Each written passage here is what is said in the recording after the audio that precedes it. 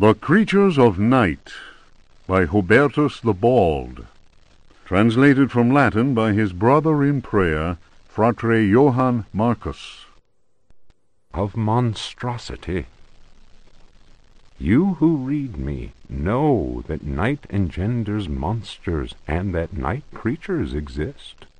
The accursed book of Abdul al-Hazred is clear on this matter.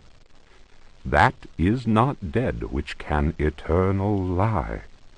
Unhappy he who knows that book. Unhappy he whose eyes alight upon that foulest of texts. Unhappy he who implores the standing stones, for he will free the powers of darkness. Of the pit. Stagnant waters are like the memory of men. Beneath the surface calm, clawed beasts await, and are known to initiates as the deep ones. Awaiting his prey, the deep one seizes him and drags him down to the abyss, where Dagon, the cruel god, swims and reveres him whose name may not be pronounced. Of libraries. Unhappy he who frees the prowler. Unhappy he who meets the prowler erring among the books. He generates the vagabond that comes from other spheres. He believes the vagabond does not exist. He will feel the embrace of death, for in the eyes of the vagabond, books are no more than dreams, stone no more than wind. The vagabond knows how to take the breath of the reckless. Of strife. He who speaks does not know, and believes he is able to kill the creatures of the night. Folly. Evil is conjured up by science and secrecy. He who prowls among books will perish by the blade. He who flies in the dark caverns will scream in fear. He who swims in the depths will evaporate.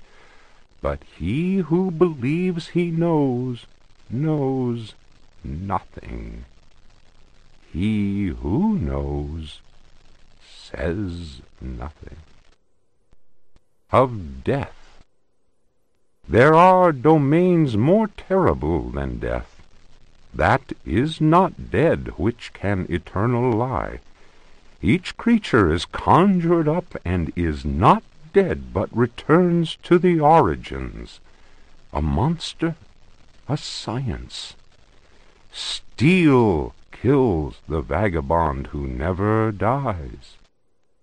Translator's note. Here ends the manuscript of Hubertus, who died in the library of the convent of Teruella in the year of our Lord 1666. Requiescat in pace.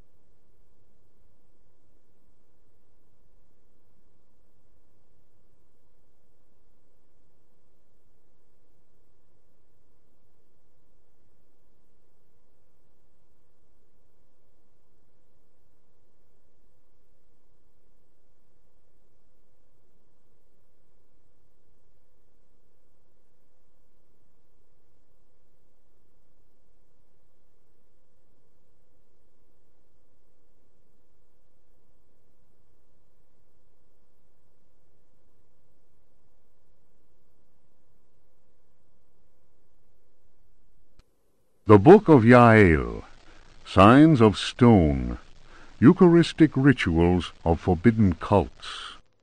Texts collated by Monsignor Vacher, Legate in the Curia of the Vatican. Numerous devilish cults speak of monstrous creatures called the Old Ones. These supernatural beings are believed to be possessed of powers equivalent to those of the gods of antique religions. Adepts of such cults refer to forbidden literature in order to cause these frightful entities to appear before them.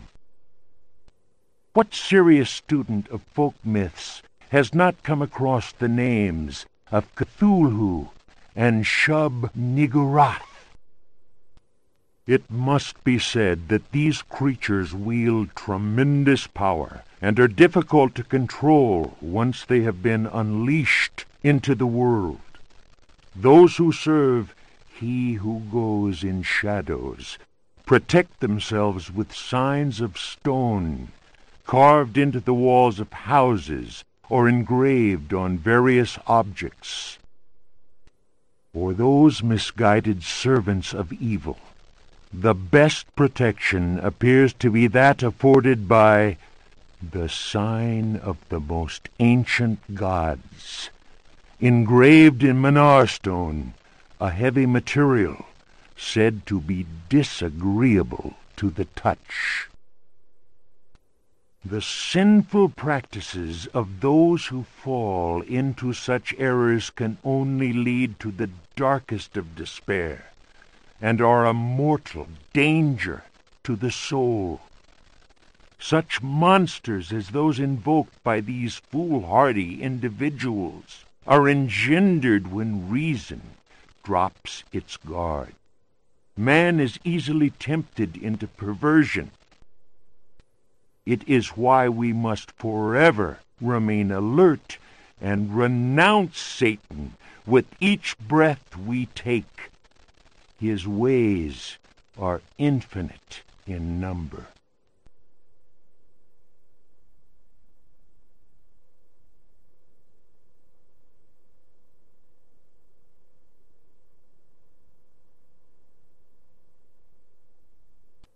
The Sacrificial Dagger, Otto Stern, Lumina Books. The importance placed on ritual sacrifice is constant in religious cult practice. Propitiating the gods is a theme common to many religions. The Old Testament affords many examples. Primitive polytheistic belief systems integrate sacrifice in their rituals as part of the recurrent process of reaffirmation and, naturally enough, group cohesion. The members of their social and religious community come together in an act of purification and atonement. It would be erroneous to imagine the act of human sacrifice linking priest, offering, and God, C.F. Manzetti, stone cults, as anything less than a vital focusing of the group's faith. The act also ensures the continuing appeasement of the god, but only if practiced by a recognized officiating priest using the appropriate instrument. Studies made concerning primitive religious groups bear witness to the central role of sacrifice in living ritual. My own work in the field of ethnopsychology brought me into contact with a sorcerer living in the region of Arkham. He introduced me to the rite of steel, linked to a ceremony known as adoring the black goat of the woods with 1,000 youngs. The god being adored is known as the vagabond. Here, the dagger's role, which allows the life breath to pass from one dimension to another, is essential. The vagabond is a frightening figure, being able to move where he wants and to kill those who have displeased the goat god, for whom he acts as a go-between. The goat is clearly a fertility god. The priest, having spoken the invocation, must choose the appropriate dagger for the sacrifice. The knife with a sinusoidal blade that must be dipped 7 times, on night when the moon is full, in water that has been distilled 100 times, will be laid aside, since it would send the vagabond back into his own dimension. See illustration. The priest will rather choose the dagger with a curved blade. That is more appropriate for slitting of the lamb's throat. This act transfigures the sorcerer priest and plunges the assembled worshippers into a divine trance.